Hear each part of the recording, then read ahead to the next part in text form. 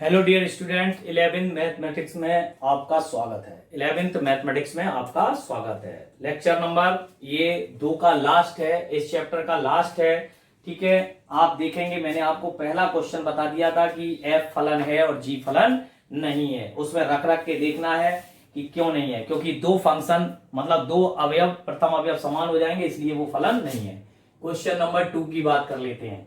Question number 2 क्या है? यदि पिछले लेक्चर में मैंने बता दिया था कुछ चीजें, एफ ऑफ एक्स बराबर एक्स स्क्वायर, तो f 1.1 minus F of 1 upon 1.1 minus 1, ठीक है। और उसने कहा ज्ञात कीजिए। कोई बात नहीं है, तो यहां पे हमें सबसे पहले क्या निकालना होगा, चूंकि दिया है f of x equal to x square, तो एफ 1.1 इक्वल टू 1.1 का होल स्क्वायर, 11, ये 11 बन गया और 11 का स्क्वायर हो गया 1.21, और एफ ऑफ 1 क्या हो गया 1 का स्क्वायर, और 1 का स्क्वायर क्या होता है 1, इसलिए F 1.1 minus F 1 upon 1.1 minus 1, ये 1.21 माइनस के 1 अपॉन 1.1 में से 1 जाएगा तो 0.1 आएगा, और 1.21 में से 1 जाएगा तो 0.21 बटे 0.1, ठीक है। निश्चित तौर पर अगर आप देखें तो ये क्या बन जाएगा 21 बटे 10 बन जाएगा, तो ये उत्तर आना चाहिए 2.1, बिल्कुल सही उत्तर है 2.1। चलिए इसके बाद क्वेश्चन नंबर 3। क्वेश्चन नंबर 3 क्या कह रहा है, ये वैसे मैं बता चुका हूं। फलन एफ ऑफ एक्स बराबर एक्स स्क्वायर प्लस 2x और plus 1 upon x square minus 8x plus 12 का प्रांत ज्ञात कीजिए। मैंने बताया था प्रांत ज्ञात कीजिए, जब भी अपॉन में दिया जाए तो हम क्या करेंगे, हर क्या है x square minus 8x plus 12 does not equal 0, 6 दूनी 12, x square minus 6x minus 2x plus 12, x common ले लें, x माइनस 6 माइनस 2 तो x minus 6 equal to 0, x minus 6 x minus 2 equal to 0, यहां से x माइनस 6 इक्वल टू 0 तो x equal to 6 और x equal to 2, तो x equal to 2,6, ये equal to नहीं है, डज नॉट इक्वल है। क्या है? डज नॉट इक्वल, मतलब x की वैल्यू जो है वो 2 और 6, इसमें 2 और 6 को छोड़कर, तो प्रांत क्या लिखेंगे, प्रांत लिखेंगे r माइनस 2,6, r में से क्या करें 2,6 निकाल दें तो इस फंक्शन का प्रांत, क्योंकि 2 और 6 पर ये फंक्शन क्या होगा, अपरिभाषित होगा, अनिर्धार अनडिफाइंड हो जाएगा, इसलिए हम इसका प्रांत r में से घटा करके लिखेंगे। ये सीख लें आप थोड़ा सा। क्वेश्चन नंबर 4 देखते चलें, बहुत ज्यादा लंबा चौड़ा नहीं है ये, बस आज काम कंप्लीट हो जाएगा, कल से नया चैप्टर स्टार्ट हो सकता है आपका। तो अगला है, ये क्या कह रहा है, एफ ऑफ एक्स बराबर, मैं आपको जो सिखा चुका हूं वही प्रश्न होते हैं, इसलिए अब मैं कह देता हूं विविध, आप कोशिश ये करें स्वयं करें, क्योंकि मैं एक्सरसाइज में सारी चीजें आपको बेसिक सेट बता रहा हूं। परिभाषित वास्तविक फलन एफ का प्रांत और परिसर ज्ञात कीजिए। मैंने आपको बताया था फलन के प्रांत व परिसर के लिए, फलन परिभाषित होगा, फलन परिभाषित होगा यदि x minus 1 is greater than and equal 0। मैंने कहा था अंडर रूट में जो भी चीज लिखी हो उसको ग्रेटर देन एंड इक्वल लिख देते हैं, तो यहां से क्या बन जाएगा, x minus 1 is greater than and equal 0, तो x is greater than and equal 1, तो प्रांत आपका क्या आ गया, प्रांत आ गया आपका 1 के बराबर और 1 से बड़ा, 1 टू अनंत। इसलिए परिसर क्या होगा, तो परिसर की बात करें, ध्यान से देखें, तो परिसर क्या होगा, ध्यान से देखें, अगर हम 1 रख दें तो 0 आ जाएगा, 1 रख दें तो 0 आ जाएगा, तो 0 से क्या आना चाहिए, अनंत आना चाहिए, 0 के बराबर और अनंत, तो मेरे हिसाब से 0 और अनंत होगा, ये बिल्कुल सही है, परिसर 0 से अनंत होगा। भैया आ गया समझ में? जो प्रांत आता है प्रांत को फलन में रख दें, प्रांत को कहां रख दें, फलन में, तो जब फलन में रखेंगे तो ये पहली वैल्यू क्या आ जाएगी 0, मान लो 2 रख दिया तो 1, फिर 3 रख दिया तो √2। तो इस तरीके से बहुत सारी वैल्यू आएंगी, तो 0 से अनंत तक जो भी आएंगी वो सब इसमें समाहित हो जाएंगे। इसके बाद आता है क्वेश्चन नंबर 5, बहुत इजी है। Function of x equal to क्या लिख रहा है, मॉड x माइनस 1। इसकी भी कहानी वही होती है। मॉड जो होता है, चूंकि हम जानते हैं मापांक फंक्शन जो, हाँ जी वीडियो कट हो गई है, कोई दिक्कत नहीं है। तो यहां से मैं समझा दे रहा हूं दोबारा। Question number 5, F of x बराबर मॉड x माइनस 1। ठीक है, तो हम बात करेंगे मॉड x माइनस 1 की, है ना। वही वीडियो है, वीडियो नंबर 8 है, और ये 9 कर देंगे V9। यहां से आप देख लेंगे V9 हो जाएगा, कोई दिक्कत नहीं है। तो यहां से प्रांत इसका R हो जाएगा, और परिसर क्या होगा, निश्चित तौर पर जो भी वैल्यू हम इसमें रखेंगे वो क्या आएगी, निश्चित तौर पर आप देखें 1 रख दें तो 0 आ जाएगा, और 0 से अनंत हो जाएगा। क्या हो जाएगा, 0 से अनंत। तो ये इसका क्या हो जाएगा, परिसर हो जाएगा। और यहां पर क्योंकि सारी वैल्यू कैसी आएंगी, पॉजिटिव आएंगी। कैसी आएंगी, पॉजिटिव। तो फलन का परिसर तो ये हो जाएगा, और प्रांत क्या आ जाएगा, आर। ठीक है ना। तो क्वेश्चन नंबर 5 तक ये कंप्लीट हो गया। अभी मैं आपको और सारे क्वेश्चंस बता दूंगा। ठीक है, इसको आप नोट करो।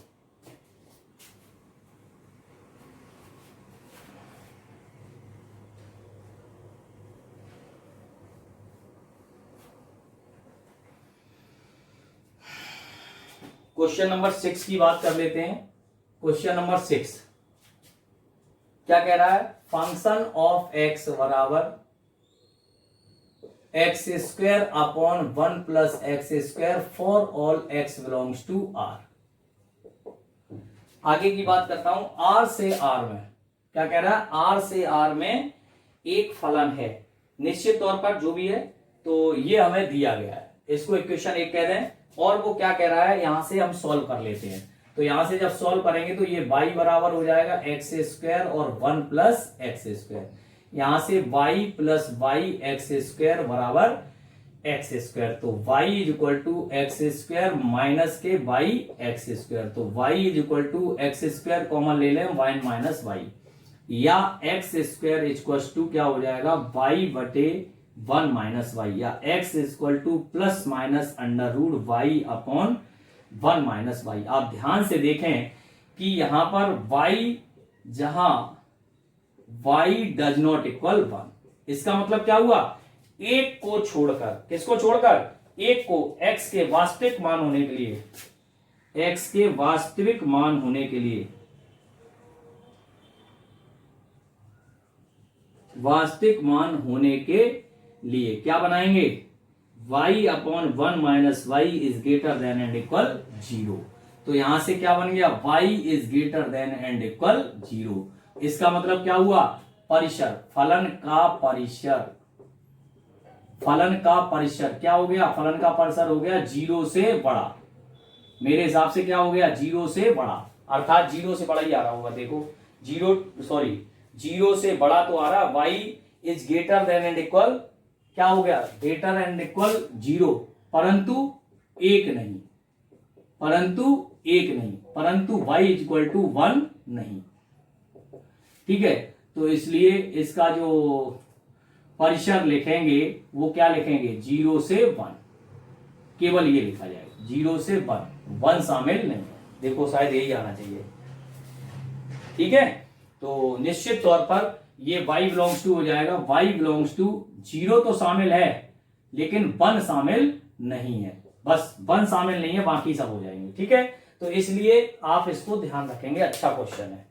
इसके बाद हम बात कर लेते हैं क्वेश्चन नंबर नेक्स्ट जो भी है, ये भी हालांकि हम पीछे बता चुके हैं, फिर भी एक बार और देख लें।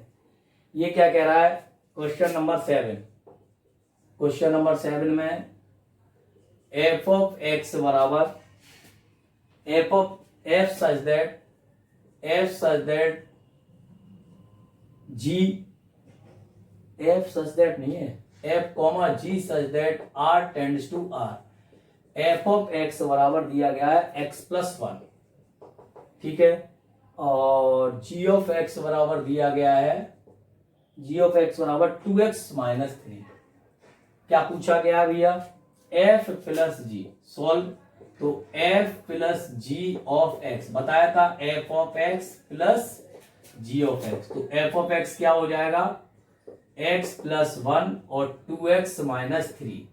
तो यहां से हो जाएगा 3x माइनस 2, एक उत्तर हो गया। फिर पूछा होगा f minus g of x, f minus पूछा है, बिल्कुल पूछा है। तो f of x minus g of x, f of x कितना, x plus 1 minus 2x plus 3 हो जाएगा। तो यहां हो जाएगा माइनस एक्स प्लस 4, ठीक है, माइनस एक्स और प्लस 4, और f upon g of x हो जाएगा। तो f of x upon g of x, जहां g of x does not equal 0। तो कोई बात नहीं है, तो f ऑफ x हो गया अपना x प्लस 1 और ये हो गया 2x माइनस 3, जहां x डज नॉट इक्वल 3/2। तो इस तरीके से हम लिख सकते हैं कि f upon g of x, ठीक है। तो आपने देखा कि किस तरीके से हमने इसको किया हुआ है। तो बहुत इजी क्वेश्चन है, बहुत ज्यादा कठिन क्वेश्चन नहीं है। चलिए अब हम बात करेंगे, कुछ थ्योरेटिकल क्वेश्चन है। एक क्वेश्चन की बात कर लेते हैं, ये हमने करा दिया 8वां क्वेश्चन। माना f 1 1 2 3 0 1, और देख लीजिए एक क्वेश्चन ये हो गया। चलिए एक क्वेश्चन ये है, एक और देख लीजिए।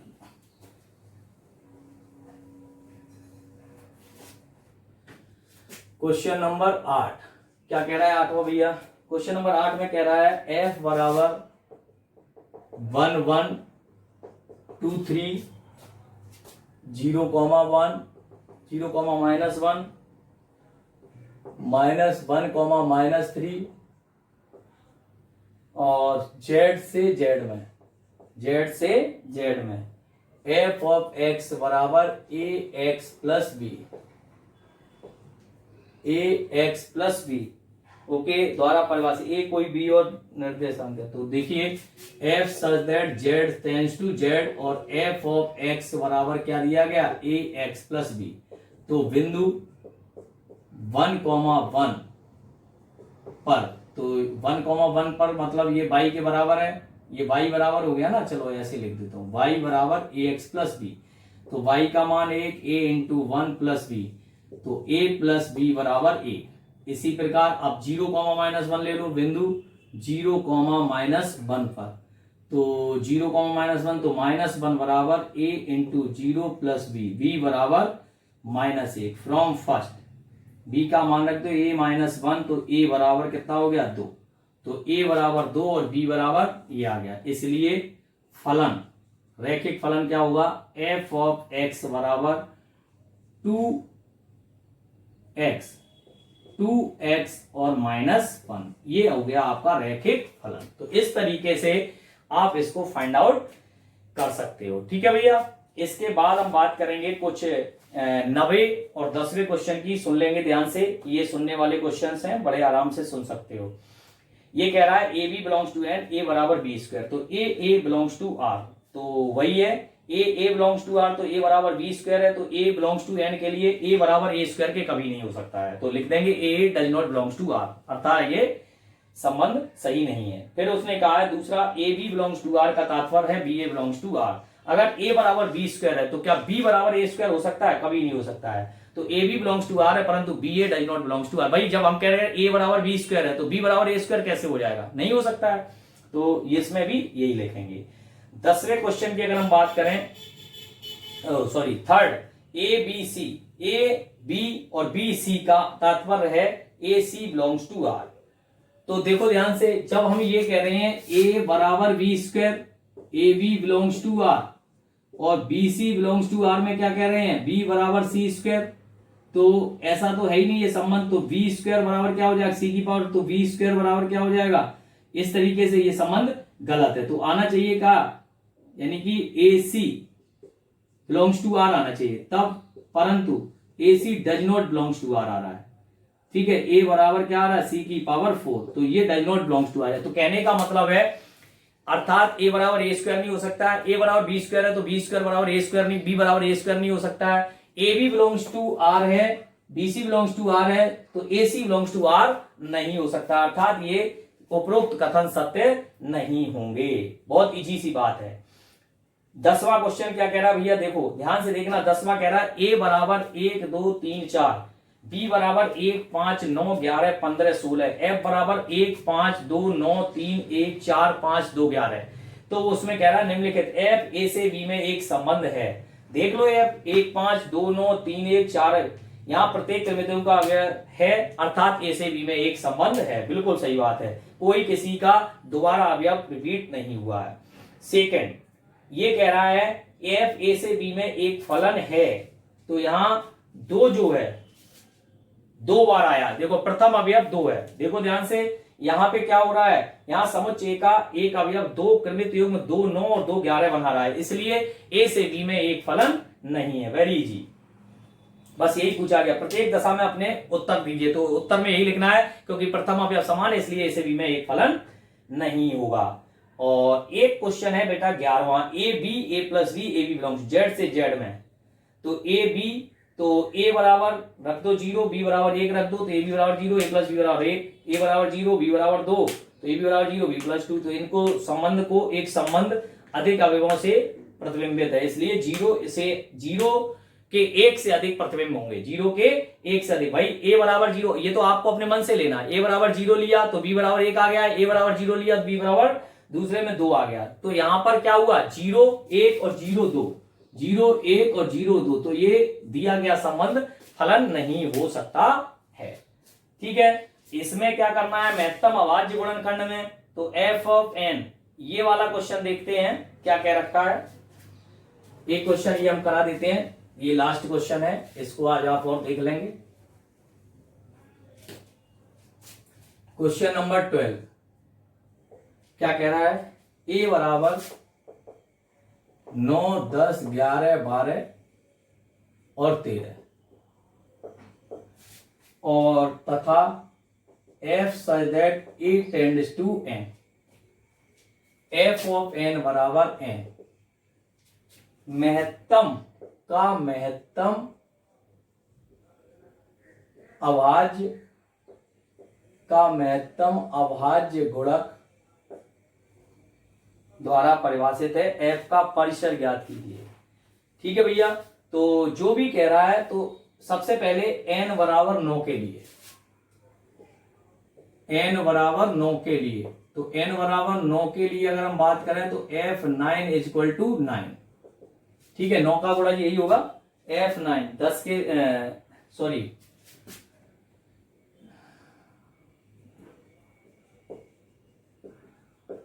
वो कह रहा है f ऑफ n बराबर n का महत्तम अभाज्य गुणक। तो अगर हम f9 की बात करें, f9 की किसकी, n बराबर 9 के लिए, यहां लिख दो n बराबर 9 के लिए, तो महत्तम अभाज्य गुणक क्या होंगे, 3। n बराबर 10 के लिए महत्तम अभाज्य गुणक क्या होंगे, 10 के लिए क्या होंगे, 5 और 2, है ना, 5 ही मान लो, 2 तो नहीं। 11 n बराबर 11 के लिए महत्तम अभाज्य गुणक क्या होगा, 11। n बराबर 12 के लिए महत्तम अभाज्य गुणक क्या होगा, 2 दूनी 4 तिया 12, 2 दूनी 4 तिया 12, तो इसके हो जाएंगे 3 आ जाएगा। महत्तम अभाज्य गुणक क्या हो गया, 3। और 13 n बराबर 13 के लिए महत्तम अभाज्य गुणक क्या होगा, 13। तो ध्यान से देखें, उसने पूछा क्या, उसने यही पूछा है कि अभीष्ट फलन का परिसर ज्ञात कीजिए। अभीष्ट फलन का परिसर, तो अभीष्ट फलन का परिसर क्या हो गया, 3 5 11, 3 5 11 और 13, यही होगा। मतलब हम आपको समझा दें, आपने f ऑफ n बराबर, मतलब ये कह रहा है f ऑफ n बराबर n है का महत्तम अभाज्य गुणक, तो 9 के अभाज्य गुणक 3 गुणा 3 आ गया। ऐसी 10 का 2 गुणा 5 आ गया। ठीक है, महत्तम अभाज्य गुणक। और n बराबर 11 के लिए क्या आ गया, 11 के लिए 11 ही है, 11 गुणा 1, और 12 के लिए 2 गुणा 2 गुणा 3, 2 दूनी 4 या 12, तो 3 आ गया महत्तम। n बराबर 13 के लिए क्या आ गया, 13 आ गया। तो 3 5 11 13, यही होंगे आपके 3 5 11 13, ये क्या होंगे, महत्तम अभाज्य गुणक। तो बच्चों 11वीं क्लास में आपके 2 चैप्टर समाप्त हो गए हैं। अब जो अगला चैप्टर है वो त्रिकोणमितीय फलन का होगा, ठीक है। तब तक के लिए आप इन 2 चैप्टरों का रिवीजन करें, सही ढंग से पढ़ें, देखें, उनके बेसिक कंसेप्ट को पढ़ते रहें। Thank you so much.